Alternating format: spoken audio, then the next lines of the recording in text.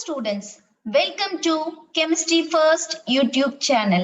இந்த வீடியோல unit 3 P block elements 2ல குளோரினோட physical and chemical properties இத தான் பார்க்க போறோம். சோ நமக்கு 7 chemical properties இருக்கு. அதுல first property action with metals and non-metals. இந்த ஒரு property தான் இந்த வீடியோல பார்க்க போறோம். So remaining properties next coming videosல discuss பண்ண போறோம். So physical properties அப்படின்னு சொன்னாலே நமக்கு first appearance பார்த்து தான் நம்ம சொல்லுவோம். So chlorine பாத்தீங்கன்னா it is a greenish yellow gas. அதோட odor பாத்தீங்கன்னா it's a pungent irritating odor. நம்ம chlorine எடுத்து கொஞ்சமா inhale பண்ணாலே நமக்கு பாத்தீங்கன்னா headache வந்துரும். So கொஞ்சமா inhale பண்ணாலே headache வரும்போது நம்ம நிறைய quantities large quantities inhale பண்ணனா it causes dangerous to health. அதுதான் நம்ம fatal அப்படின்னு சொல்லுவோம். Sometimes extreme endக்கு போகும்போது it leads to death. அப்புறம் chlorine is 2.5 times heavier than air. So chlorine பாத்தீங்கன்னா easily soluble in water. அதனால நம்ம water soluble compound சொல்லுவோம். அதோட soluble ஆயிடுச்சுன்னா அந்த சொல்யூஷனை நம்ம வந்து என்ன சொல்லுவோம்னா chlorine water அப்படின்னு நம்ம சொல்லுவோம். நெக்ஸ்ட் பாத்தீங்கன்னா it deposits greenish yellow crystals. So gas formல இருக்கும்போது அதோட கலர் வந்து greenish yellow gas தான். அதே மாதிரி crystal formsல இருக்கும்போது it is a greenish yellow crystals of அது என்ன சொல்லுவோம்னா chlorine hydrate சொல்லுவோம். So அதோட ஃபார்முலா Cl2 8H2O. Next அதோட boiling point and melting point பார்ப்போம். So it can be converted into liquid at its boiling point 34.6 degrees Celsius. அப்போ அதோட solid stateல அது yellow crystalline solid இருக்கும். அதோட melting point பாத்தீங்கன்னா 102 degrees Celsius. Okay, so இது எல்லாம் வந்து physical properties. Some 7 properties இருக்கு. இதுல 1 mark questionsக்கு possibilities இருக்கு. So என்ன கலர்ல இருக்கும், அப்புறம் melting point, boiling point, அப்புறம் எவ்வளோ times வந்து it is heavier than air.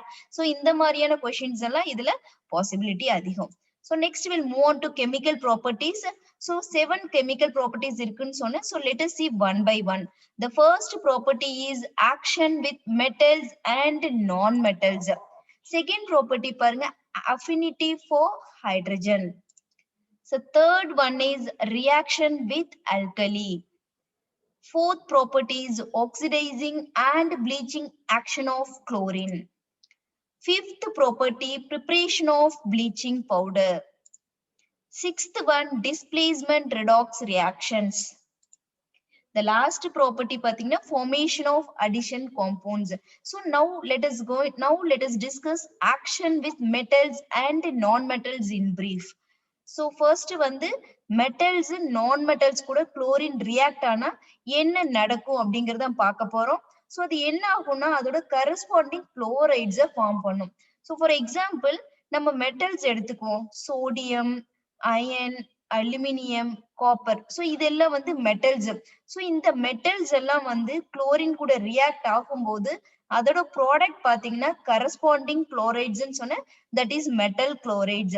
In case இதுவே நான் மெட்டல்ஸா இருந்தா நமக்கு கிடைக்கிற ப்ராடக்ட் வந்து நான் மெட்டல் குளோரைட்ஸ் தான் கிடைக்கும்.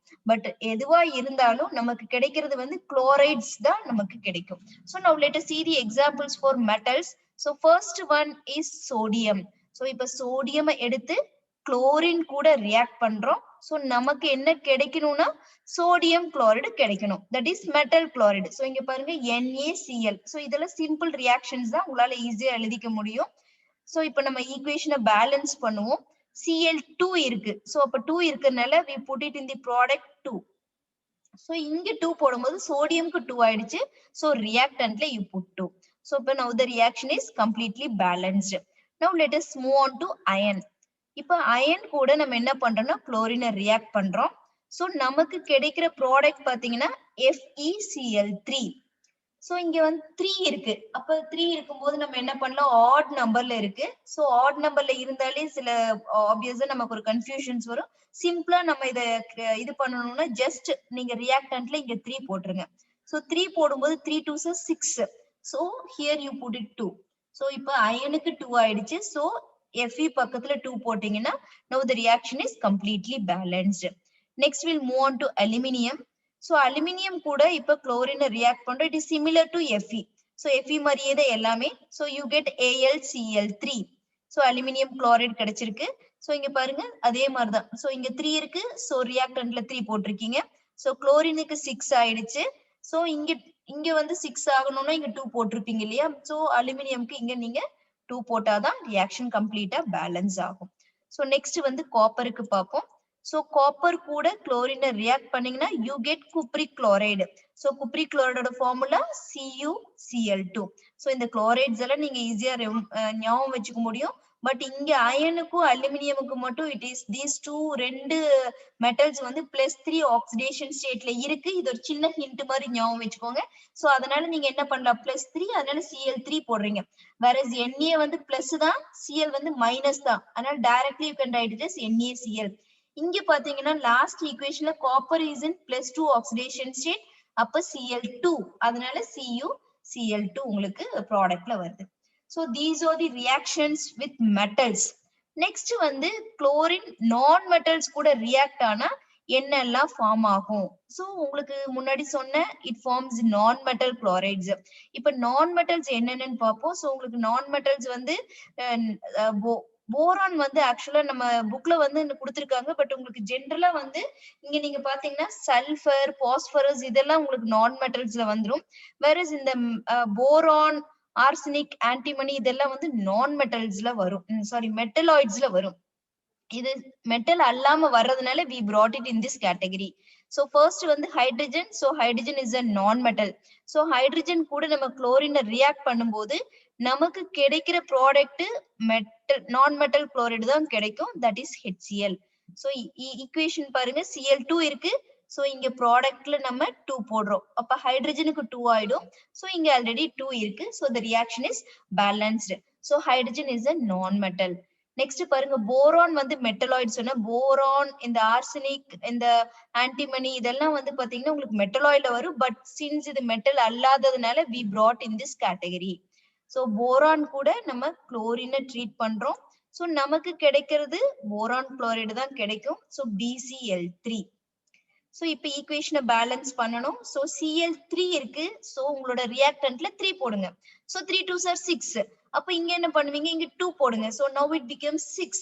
இப்ப போரானுக்கு 2 இருக்கு. So ரியாக்டன்ட்ல 2 போட்டீங்கன்னா the reaction is completely balanced. So next element என்னன்னா சல்பர். So சல்பர் வந்து it is a non metal. So non metal கூட நீங்க குளோரின் போட்டிருக்கீங்க. So உங்களுக்கு கிடைக்கிற ப்ராடக்ட் பாத்தீங்கன்னா S2Cl2. So Cl2 அது அப்படியே தான் இருக்கு. So S2ங்கும் போது நீங்க சல்பர் கிட்ட ஒரு 2 போடுங்க. So now the equation is balanced. Next metal பாருங்க phosphorus. This is your non metal. So phosphorus கூட இப்ப குளோரின் போட்டிருக்கீங்க. So குளோரின் போடும்போது உங்களுக்கு கிடைக்கிற ப்ராடக்ட் வந்து phosphorus trichloride. So PCl3 கிடைச்சிருக்குது. So இங்க வந்து உங்களுக்கு 3 இருக்குது. ஆக்சுவலா 3 இருக்கும்போது நீங்க இங்க வந்து என்ன பண்ணணும், இங்க ஆக்சுவலா உங்களுக்கு 2 இருக்கு. சோ இப்ப இங்க 3 போட்டீங்கன்னா 3 2s are 6 வந்துரும். சோ ஆனா பாஸ்பரஸ்க்கு என்ன இருக்கு 4 இருக்கு. சோ நம்ம முதல்ல ஆக்சுவலி இப்ப வரைக்கும் குளோரின் வச்சு தான் பார்த்துட்டு இருந்தோம். பட் இந்த இதுல பாருங்க பாஸ்பரஸ்ல 4 இருக்கு. சோ நம்ம ஈஸியா இங்க 4 போட்டுக்கலாம். சோ 4 போட்டுட்டு அதுக்கப்புறம் நம்ம குளோரினுக்கு போனா உங்களால ஈஸியா பேலன்ஸ் பண்ண முடியும். சோ 4 போட்டுட்டு இங்க பாத்தீங்கன்னா 4 பேலன்ஸ் ஆயிடுச்சு. நெக்ஸ்ட் இங்க வந்து 3 இருக்கு. அப்போ 4 3s are எவ்வளவு வரும் 12 வரும். சோ இங்க ஆல்ரெடி 2 இருக்கு. சோ நம்ம இங்க 6 போட்டோம்னா இப்ப நமக்கு ஈஸியா பேலன்ஸ் பண்ணிக்க முடியும். வேறஸ் இந்த ப்ரீவியஸ் ஈக்குவேஷன்ஸ்ல எல்லாம் நம்ம ஃபர்ஸ்ட் வந்து இங்க ப்ராடக்ட்ல Cl3 இருக்கிறதுனால அதை வச்சு பேலன்ஸ் பண்ணோம். பட் இன் திஸ் கேஸ் இந்த பாஸ்பரஸ் மாத்திரம் உங்களுக்கு P4 இருக்கறனால டைரக்டா நீங்க 4 தூக்கி ப்ராடக்ட்ல போட்டுருங்க. அதுக்கப்புறம் குளோரினை பேலன்ஸ் பண்ணுங்க. So right. நெக்ஸ்ட் வந்து இப்ப ஆர்சனிக் போறோம். சோ ஆர்சனிக் கூட குளோரினை ரியாக்ட் பண்ணோம்னா we get arsenic chloride. இங்க பாருங்க ஆர்சனிக் +3 ஆக்சிடேஷன் ஸ்டேட்ல இருக்கு. அதனால AsCl3 ஞாபகம் வச்சுக்கோங்க. சோ இங்க 3 இருக்கிறதுனால we put it 3 to chlorine. So 3 2s are 6. அப்ப என்ன பண்ணலாம், நம்ம ப்ராடக்ட்ல இங்க 2 போட்டுருவோம். சோ 2 போட்டா ஆர்சனிக்கு ரியாக்டன்ட்ல 2 போடணும். சோ இது வந்து மோர் ஆர் லெஸ் எல்லா ஈக்குவேஷன்ஸ்க்கும் இந்த 3 வந்தாலே நம்ம ரியாக்டன்ட்ல 3 போட்டுறணும். அப்புறம் 2 இங்க ப்ராடக்ட்ல திரும்ப 2 போட வேண்டியது வரும். சோ ஐ திங்க் உங்களால ஈஸியா பேலன்ஸ் பண்ணிக்க முடியும். So next antimony. சோ அதோட ஃபார்முலா Sb. சோ அத வந்து குளோரின் கூட ரியாக்ட் பண்றோம். இப்போ அதோட மெட்டல் குளோரைடு ஃபார்ம் ஆகும் SbCl3. சோ இதுவும் +3 ஆக்சிடேஷன் ஸ்டேட்ல தான் இருக்கு. இங்க பாருங்க லைனா உங்களால ஈஸியா எழுதிட முடியும். BCl3, PCl3, AsCl3, SbCl3 எல்லாத்துக்குமே பாருங்க இந்த second equation, fifth equation and sixth equation எல்லாத்துக்குமே உங்களுக்கு பாத்தீங்கன்னா ரியாக்டன்ட்டுக்கு ப்ராடக்ட் சேம் நம்பர்ஸ் தான் வரும். அதனால ஒரு ஈக்குவேஷன் அந்த Cl3 வர ஒரு ஈக்குவேஷனை நீங்க ஞாபகம் வச்சிட்டீங்கனாலே எல்லா ஈக்குவேஷன்ஸும் உங்களால ஈஸியா எழுதிட முடியும். சோ ஹோப் இப்ப வந்து உங்களுக்கு மெட்டல்ஸும் நான் மெட்டல்ஸும் குளோரின் கூட ரியாக்ட் ஆனா மெட்டல் குளோரைட்ஸ் தான் ஃபார்ம் ஆகும் அப்படிங்கிறது ஈஸியா உங்களால புரிஞ்சுக்க முடிஞ்சிருக்கும். At the same time physical ப்ராப்பர்ட்டிஸ்லயும் சில பாயிண்ட்ஸ் உங்களால ஞாபகம் வச்சுக்க முடியும். சோ இதுக்கு ரிலேட்டடான சில ரிவ்யூ கொஸ்டின்ஸ் பாத்தீங்கன்னா 1 மார்க்ல நிறைய இம்பார்ட்டன்ட் கொஸ்டின்ஸ் கிடையாது. பட் ஒரு இம்பார்ட்டன்ட் கொஸ்டின்ஸ் இருக்குது. as I told you 2.5 times greater than air. இது ரொம்ப முக்கியமான பாயிண்ட். அதுக்கப்புறம் இது வந்து இந்த மாதிரியான கொஸ்டின்ஸ் எல்லாம் பாத்தீங்கன்னா உங்களுக்கு என்ன எதுல கேட்பாங்கன்னா உங்களுக்கு வந்து 2 மார்க் அல்லது 3 மார்க்ஸ்ல இந்த மாதிரி கொஸ்டின்ஸ் கொடுத்திருப்பாங்க. ஜஸ்ட் ஈக்குவேஷன்ல நீங்க ப்ராடக்ட் எழுதி அதை வந்து நீங்க பேலன்ஸ் பண்ணணும். சோ இத ஃபர்ஸ்ட் கொஸ்டின் பார்ப்போம். சோடியம் குளோரின் கூட ரியாக்ட் ஆனா உங்களுக்கு நல்லா தெரியும் சோடியம் குளோரைடு தான் ஃபார்ம் ஆகும். சோ ஈக்குவேஷனை பேலன்ஸ் பண்ணணும். நெக்ஸ்ட் பாருங்க அலுமினியம். அலுமினியம் குளோரின் கூட ரியாக்ட் ஆனா யூ கெட் AlCl3. அதே மாதிரி ஆன்டிமனி அது குளோரின் கூட ரியாக்ட் ஆச்சுன்னா யூ கெட் SbCl3. நெக்ஸ்ட் பாருங்க iron when it reacts with chlorine it forms ferric chloride FeCl3. அதே மாதிரி தான் காப்பர் வந்து குப்ரிக் குளோரைடு CuCl2. சோ இதெல்லாம் வந்து உங்களுக்கு எழுதிட்டு ப்ராடக்ட் எழுத தெரியணும் ஃபர்ஸ்ட். அதுக்கப்புறம் ஈக்குவேஷனை பேலன்ஸ் பண்ண தெரியணும். சோ ஈக்குவேஷன் பேலன்ஸ் பண்றதுக்கு நான் சின்ன டிப்ஸ் கொடுத்தேன். எப்பெல்லாம் ப்ராடக்ட்ல 3 வருதோ ஜஸ்ட் ரியாக்டன்ட்ல அந்த 3 எழுதிட்டு மீதி எல்லாம் 2 வர மாதிரி தான் இருக்கும். சோ அதை போட்டுட்டு திரும்ப ஒரு தடவை ரீசெக் பண்ணிக்கோங்க. Hope you have understood this metals and non-metal action with chlorine. So இந்த வீடியோ உங்களுக்கு பிடிச்சிருந்தா லைக் பண்ணுங்க, ஷேர் பண்ணுங்க and subscribe to Chemistry First YouTube channel. Thank you and see you all in the next video.